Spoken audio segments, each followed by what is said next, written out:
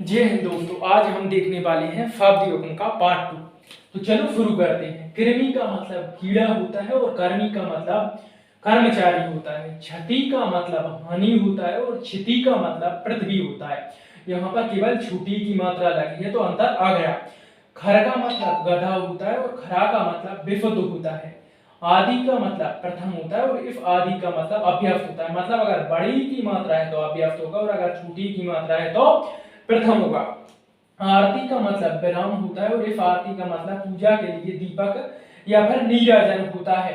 तो इसमें छोटी की मात्रा, इसमें बड़ी की मात्रा है, बस इतना अंतर है। आवरण का मतलब पर्दा होता है और आमरण का मतलब मृत्यु तक होता है। यहाँ पर बा और माँ का अंतर है।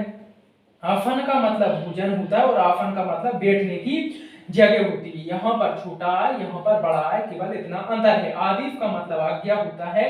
उपदेश का मतलब शिक्षा या सीख होता है। आहार आहार का मतलब भोजन होता है। उपहार का मतलब भेंट होता है। उसके बाद बात करते हैं। इति का मतलब समाप्ति होता है। इति का मतलब देवी प्रकोप या बाधा होता है। यहाँ पर बड़ी है, यहाँ पर छोटी, बस इतना अंतर है। उद्यत का मतलब तैयार होता है। उद्धत का मतलब अखड़ होता है। तरणी का मतलब सूर्य होता है और इस तरणी का मतलब नाभ होता है। मतलब अगर छोटी की मात्रा है तो सूर्य होगा और अगर बड़ी की मात्रा है तो फिर नाभ होगा। तनु का मतलब पतला होता है और इस तनु का मतलब पुत्र होता है।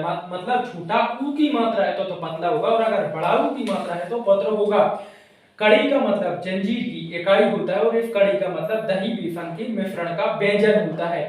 दफ का मतलब दफ की संख्या होता है। दंफ का मतलब डंक होता है। यहाँ पर इसका अंतर है फफा का। देव का मतलब देवता होता है और देव का मतलब होनी होता है। यहाँ पर मात्रा का अंतर है। यहाँ पर ई की मात्रा है, यहाँ पर आई की मात्रा है।